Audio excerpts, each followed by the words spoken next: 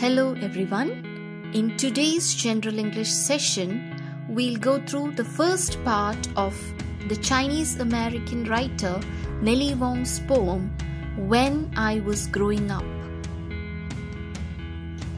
Last class, you have already gone through an introduction to the poem and the poet. Now, today, before we move into the text of the poem, let's just recap the important points that were discussed in the last class. As you know, this is an autobiographical poem and it can also be called as an immigrant narrative because the writer of this poem is from Chinese origin who has migrated to America. And that is why this is also called as Chinese American or Asian American writing. And here the writer brings in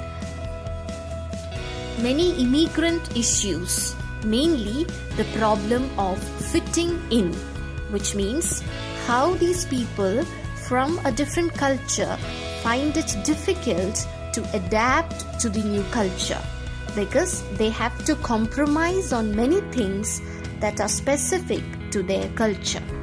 So as a result of that, most of them resort to a sort of imitation. They try to imitate the dominant culture, and that is one solution that they adopt to compensate for their identity crisis. So this is what we call as cultural assimilation, wherein the minority culture adapts to the culture of the majority group. And this also gives rise to racism because, as we see here, the Chinese are often insulted for their yellow skin, and which is quite racist. And with regard to this particular poem, it is written in a conversational style, and one technique that the author has adopted is that less use of or even no use of capitalization, so which is the author's own peculiar way of giving vent to her resistance. When I was growing up. Nellie Wong.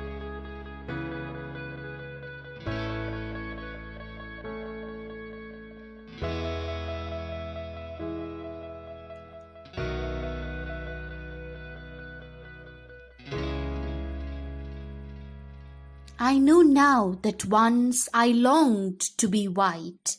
How, you ask? Let me tell you the ways.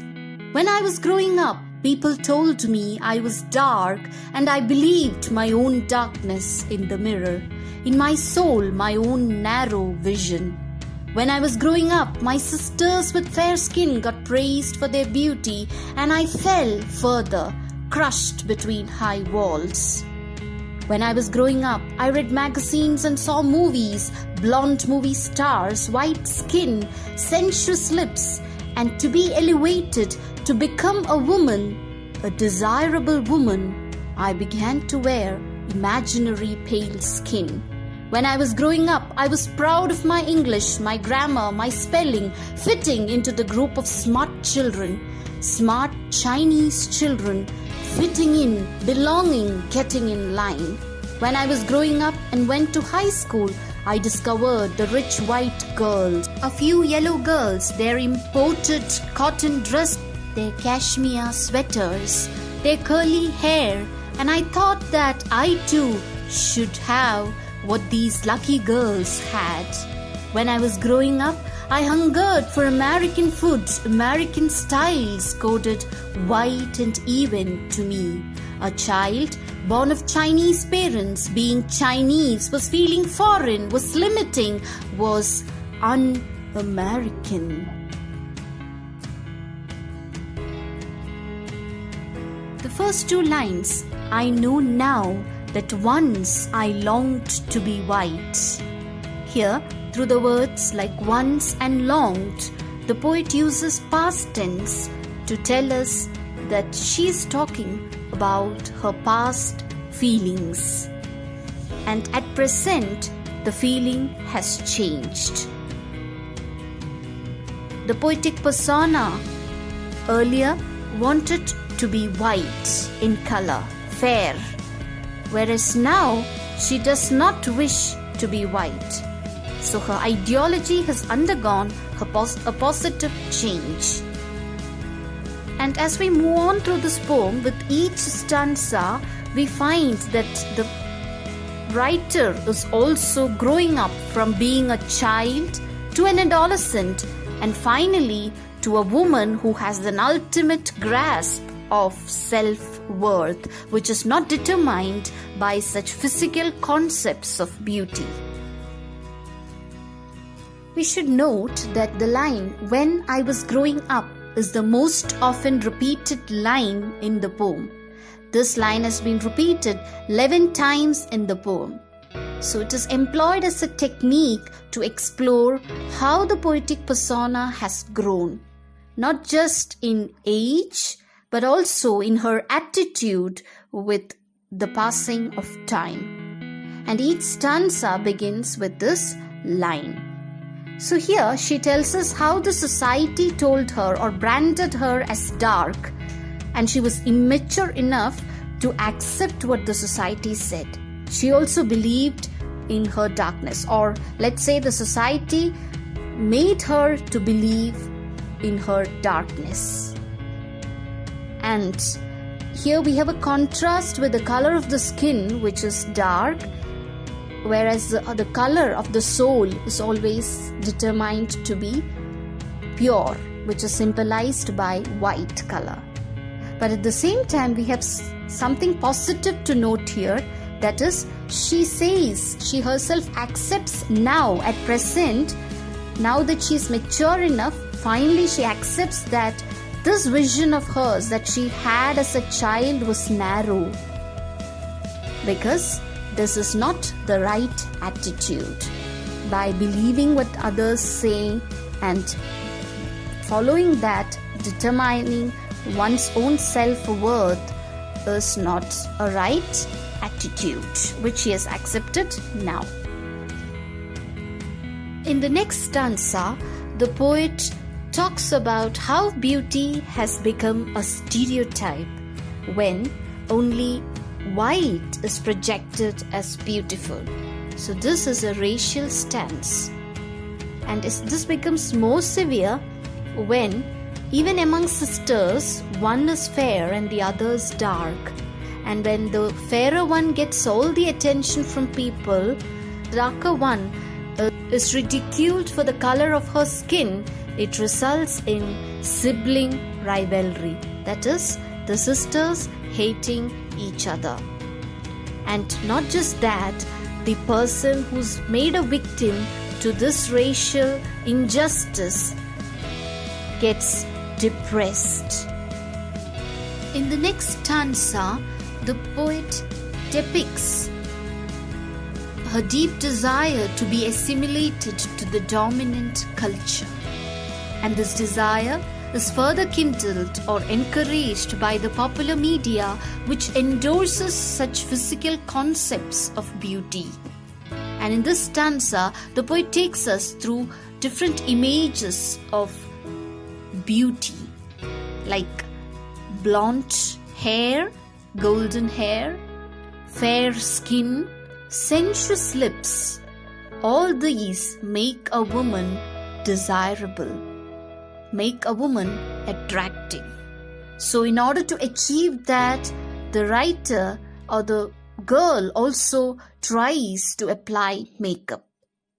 But unfortunately, since the standard is always set as fair, this color of the skin should be fair, which in her case, unfortunately, compared to her counterpart, a Western girl who already has a fair skin, she just needs to apply simple makeup to become desirable.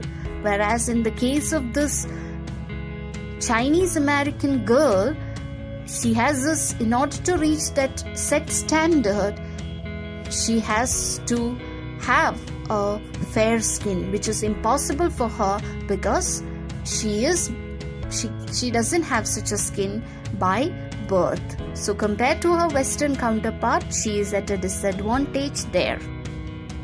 In the next stanza, the girl shifts to a positive note by explaining how proud she is about her English, her grammar, her spelling, and about her smartness. But immediately, through phrases like fitting in, belonging, and getting in line, she tells us how all these qualities would only get her this status of being smart among Chinese children. Whereas that is not where she wants to find herself. So here she forgets that it is her rightful place. So by bringing in this contradiction in this stanza, the poet is trying to describe her pathetic situation. She's a Chinese, but at the same time she doesn't want to accept that identity of hers. In the next stanza, she says how she's jealous of the lucky girls in her high school. Why does she call them lucky? Because they are rich. These girls, mostly American girls and a few Chinese, they have money, they have imported dress, and they have curly hair. So everything that she desires for herself. And in the next stanza, she openly admits her hunger for American food and style because they are coded white and even, which means the American food and style is always considered as white, beautiful, and even perfect. That is what everybody should desire for, is the kind of idea that is often circulated. So finally, she arrives at the conclusion that everything related to her Chinese culture is negative. She considers her culture as foreign or strange. Her culture is limiting, which does not allow her to be acceptable because her culture is un-American. And this is a classic example of cultural assimilation. How one's culture loses its worth when it comes into contact with another culture.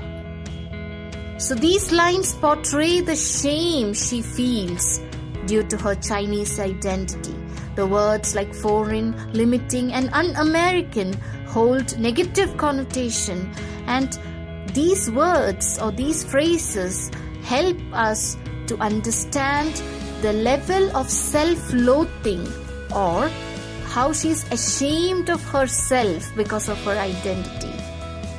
How she has been driven to such a state because of this standard, common general standard that the dominant culture has set. Dear students, I hope you have got a general idea about how Nellie Wong presents the problem of cultural assimilation and how it affects individual mentality through these lines. The last part of the poem will be taken up by Sister Shanti. Thank you. Today, BA BSc third semester common paper ആയിട്ടുള്ള സിഗ്നേച്ചേഴ്സിലെ ഒരു കവിതയായിട്ടാണ് ഞാൻ വന്നിട്ടുള്ളത്. When I was growing up എന്ന് പറയുന്ന നെല്ലി Wong എഴുതിയിട്ടുള്ള ഒരു കവിതയാണിത്.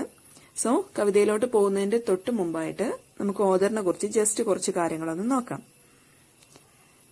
She was born on September 12th, 1934 in Oakland, California. She was a revolutionary feminist poet and activist.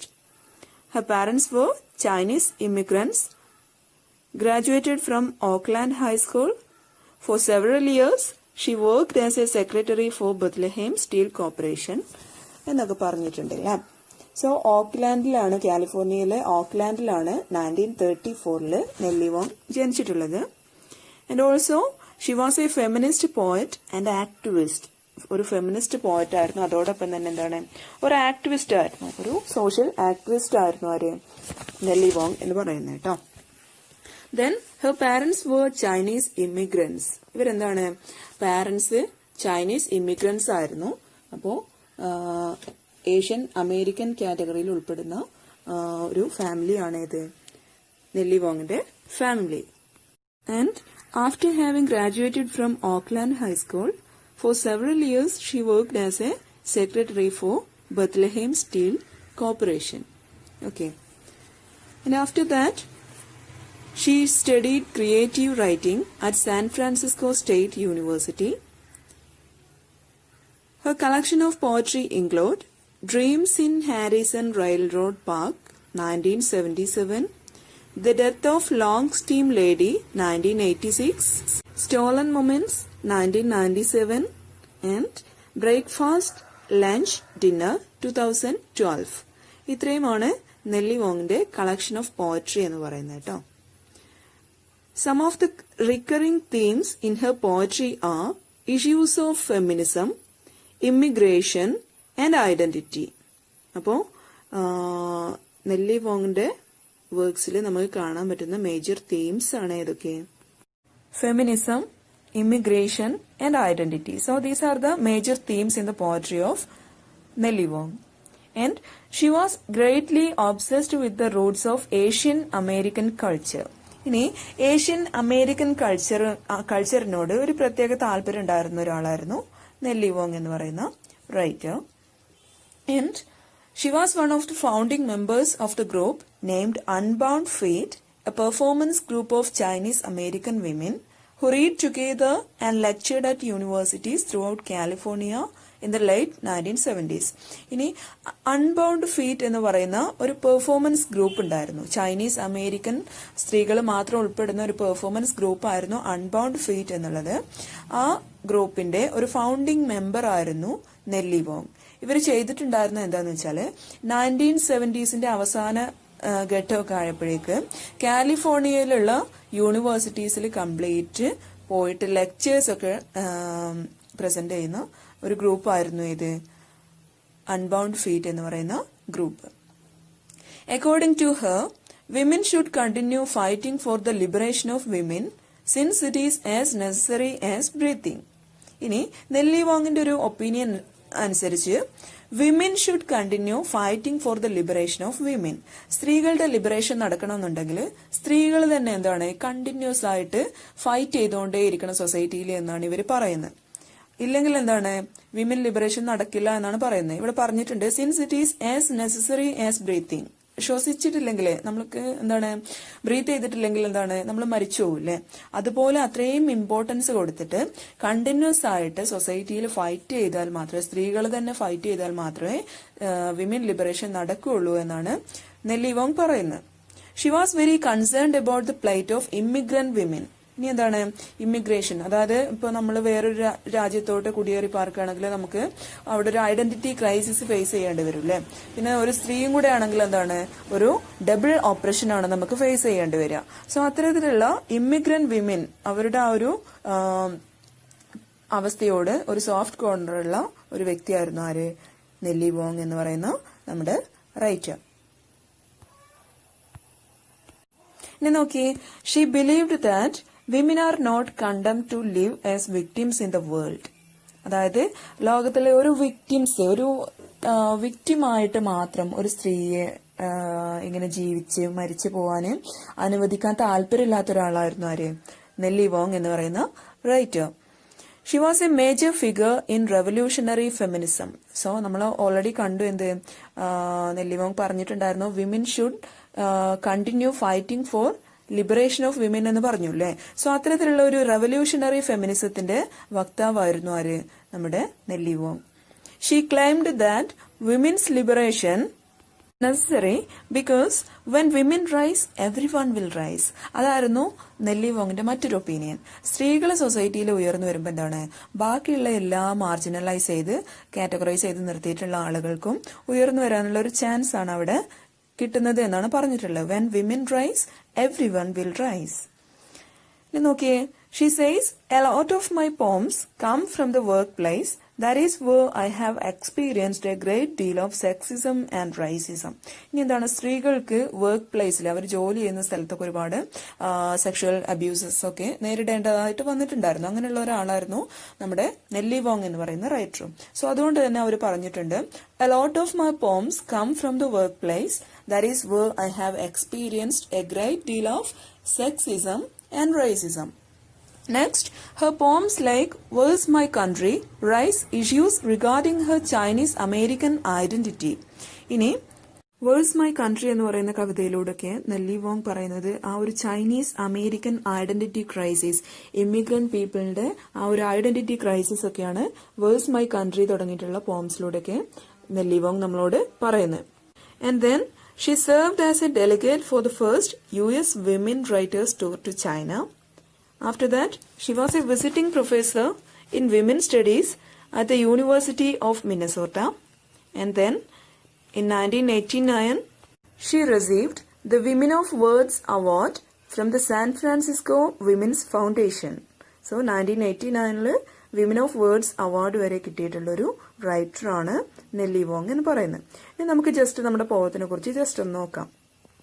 So, When I Was Growing Up is an autobiographical poem. It highlights the identity crisis experienced by the Asian Americans.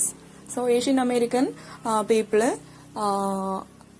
അനുഭവിച്ചിട്ടുണ്ടായിരുന്ന ആ ഒരു identity crisis ആണ് ഈ ഒരു autobiographical പോയത്തിലൂടെ നെല്ലി Wong പറയുന്നത്. The poem depicts the past of the poet, her early childhood and adolescence. So, ഈ ഒരു പോയത്തിൽ നമുക്ക് നെല്ലി വോങ്ങിന്റെ ആ ഒരു പാസ്റ്റ് ആണ് കാണാനായിട്ട് സാധിക്കുന്നത്. Early childhood and adolescence. അപ്പോ ഏർലി ചൈൽഡ്ഹുഡ് മുതൽ അഡോളസൻസ് വരെ ഏഷ്യൻ അമേരിക്കൻ ആയിട്ടുള്ള ഒരു സ്ത്രീ അനുഭവിച്ചിട്ടുള്ള ആ ഒരു ഐഡന്റിറ്റി ക്രൈസിസ് ആണ് when I was growing up എന്ന് പറയുന്ന ഈ ഒരു ഓട്ടോബയോഗ്രഫിക്കൽ പോയത്തിലൂടെ നെല്ലി വോങ് നമ്മളോട് പറയുന്നത്. The narrator or the speaker in the poem is an Asian American who is forced to incorporate the dominant white culture and disown that of her own. നമ്മളൊരു Asian American ആയിട്ടുള്ള ഒരു സ്ത്രീയെയാണ് ഈ ഒരു പോയത്തിൽ കാണുന്നത്. അവര് ആ ഒരു അമേരിക്കൻ വൈറ്റ് കൾച്ചർ അഡോപ്റ്റ് ചെയ്യാനായിട്ട് നിർബന്ധിതയാവുകയാണ്. കാരണം എന്താന്ന് വെച്ചാല് ആ ഒരു കൾച്ചർ അഡോപ്റ്റ് ചെയ്തിട്ടില്ലെങ്കിൽ തന്നെ ആരും ഈ ഒരു സൊസൈറ്റിയിൽ അംഗീകരിക്കില്ലേ എന്നുള്ളൊരു ഭയം കാരണം അവര് ആ ഒരു ഡോമിനന്റ് വൈറ്റ് കൾച്ചർ അവരുടെ ആ ഒരു കൾച്ചറിലോട്ട് ഇൻകോർപ്പറേറ്റ് ചെയ്യാനായിട്ട് നിർബന്ധിതയാവുന്ന ഒരു അവസ്ഥയാണ് നമ്മൾ കാണുന്നത്. നമുക്ക് ഇവിടെ പറഞ്ഞിട്ടുണ്ട് because of her fear of being discriminated. ആ ഒരു വൈറ്റ് കൾച്ചർ അഡോപ്റ്റ് ചെയ്തിട്ടില്ലെങ്കിൽ, ആ ഒരു വൈറ്റ് കൾച്ചർ അഡോപ്റ്റ് ചെയ്തിട്ട് അതുപോലെ സൊസൈറ്റിയിൽ ആക്ട് ചെയ്തിട്ടില്ലെങ്കിൽ എന്താണ്, അവള് ഡിസ്ക്രിമിനേറ്റ് ചെയ്യപ്പെടും, മറ്റുള്ളവരുടെ നിന്ന് ഡിസ്ക്രിമിനേറ്റ് ചെയ്യപ്പെടും എന്നുള്ള ആ ഒരു പേടി ഈ ഒരു സ്ത്രീക്ക് ഉണ്ടായിരുന്നു. That is why she is forced to adopt the white dominant culture. Next point, the poem analyzes the struggle of a young lady to fit into the cultural majority. So, ഈ ഒരു ഏഷ്യൻ അമേരിക്കൻ ആയിട്ടുള്ള ഈ ഒരു സ്ത്രീ എപ്പോഴും എന്താണ് ആ ഒരു വൈറ്റ് കൾച്ചറൊക്കെ അഡോപ്റ്റ് ചെയ്തിട്ട് ആ ഒരു അമേരിക്കൻ കൾച്ചറിലോട്ട് പൂർണ്ണമായിട്ടും എന്താ പറയാ ഇഴുകിച്ചേരാനായിട്ട് ശ്രമിച്ചുകൊണ്ടിരിക്കുകയാണ്. She doesn't like her yellow skin and yearns for the white skin and perceives herself dirty. ഇനി ഈ ഒരു കുട്ടി നമ്മൾ പറഞ്ഞു ഒരു യങ് ആയിട്ടുള്ള ഒരു കുട്ടി ആയത് മുതൽ അവളുടെ അഡോളസൻസ് വരെയുള്ള ആ ഒരു ഏജ് ആണ് ഈ ഒരു പോയത്തിൽ കാണിക്കുന്നതെന്ന് പറഞ്ഞു അല്ലെ. സോ ഒരു കുട്ടി ആയിരിക്കുമ്പം ഈ ഒരു കുട്ടിക്ക് അവളുടെ ആ ഒരു യെല്ലോ സ്കിൻ ചൈനീസ് അമേരിക്കൻ ആണെന്ന് പറഞ്ഞു അല്ലെ. അപ്പോൾ അവളുടെ സ്കിൻ എന്ന് പറയുന്നത് ഒരു യെല്ലോ സ്കിൻ ആണ്. സോ അവൾക്ക് ആ ഒരു സ്കിൻ കാണുമ്പോഴേ എന്താണ് ഡേർട്ടി ആയിട്ട് ഫീൽ ചെയ്യാണ്. കാരണം സൊസൈറ്റിയിലുള്ള മെജോറിറ്റി ആയിട്ടുള്ള ആളുകളൊക്കെ എന്താണ് വൈറ്റ് സ്കിൻഡ് പീപ്പിൾ ആണ്. സോ അമേരിക്കൻസ് ഒക്കെ എന്താണ് വൈറ്റ് സ്കിൻഡ് പീപ്പിൾ ആണ്. ആ ഒരു വൈറ്റ് സ്കിൻ കാണുമ്പോൾ ഇവളുടെ ആ ഒരു യെല്ലോ സ്കിൻ കാണുമ്പോൾ ഒരു ഡേർട്ടി ആയിട്ട് ഫീൽ ചെയ്യാണ്. ഒരു സെൽഫ് കോൺഫിഡന്റ് അല്ലാത്ത ഒരു അവസ്ഥ. Beauty is coded as white. ആ ഒരു കുട്ടിയുടെ ആ ഒരു ഇമേജില് ആ കുട്ടിയുടെ മനസ്സിലെ ആ ഒരു ഇമേജ് എന്ന് പറയുമ്പോൾ ബ്യൂട്ടി എന്ന് പറയുമ്പോൾ എന്താണ് നല്ല വൈറ്റ് ആയിട്ടുള്ള ഒരാൾ മാത്രമാണ് ബ്യൂട്ടിഫുൾ എന്നുള്ള ഒരു ഇമേജ് ആയിരുന്നു ചെറുപ്പത്തില് ആ ഒരു കുട്ടിക്ക് ഉണ്ടായിരുന്നത്. അതുകൊണ്ട് തന്നെ അവളുടെ ആ ഒരു യെല്ലോ സ്കിൻ അവൾക്ക് ഒട്ടും ഇഷ്ടമായിരുന്നില്ല എന്നാണ് പറഞ്ഞിട്ടുള്ളത്. പക്ഷെ ഇങ്ങനെയൊക്കെയാണെങ്കിലും അവസാനത്തെ സ്റ്റാൻസ് എത്തുമ്പോഴേക്ക് ആ ഒരു സെൽഫ് റിയലൈസേഷൻ ആർക്ക് വരുന്നുണ്ട്? ഈ ഒരു കുട്ടിക്ക് വരുന്നുണ്ട്. കാരണം അപ്പോഴേക്ക് അവള് അഡോളസൻസ് പീരീഡിൽ എത്തിയിട്ടുണ്ട്. അപ്പോഴേക്ക് അവൾക്ക് കുറച്ച് മെച്യൂരിറ്റി ഒക്കെ വന്നിട്ടുണ്ട്. സൊസൈറ്റി എന്താണ്, ഞാൻ ആരാണ് എന്നുള്ളൊരു ഡെസിഷൻ ഒക്കെ എടുക്കാനുള്ള ഒരു കഴിവ് ആർക്ക് വന്നിട്ടുണ്ടായിരുന്നു? ഈ ഒരു കുട്ടിക്ക് വന്നിട്ടുണ്ടായിരുന്നു. സോ ആ ഒരു സമയമായപ്പോഴേക്ക് അവൾക്ക് അവളുടെ തന്നെ ആ ഒരു ചൈനീസ് അമേരിക്കൻ ആണ് ഞാൻ എന്നുള്ള ആ ഒരു എത്നിക് ഐഡന്റിറ്റി റിയലൈസേഷനൊക്കെ ഈ ഒരു കുട്ടിക്ക് വന്നിട്ടുണ്ടായിരുന്നു. സോ അവളുടെ കാഴ്ചപ്പാടിലൊക്കെ എന്താണ് ഒരുപാട് മാറ്റങ്ങൾ സംഭവിക്കുന്നുണ്ട്. അതാണ് ഇവിടെ പറഞ്ഞിട്ടുള്ളത്. But in the final stanza of the poem there is a transition and a self realization affected as she discovers her ethnic identity. And at the end of the poem, she regained her confidence with her Chinese American identity and she breaks all stereotypes of the Western beauty cult.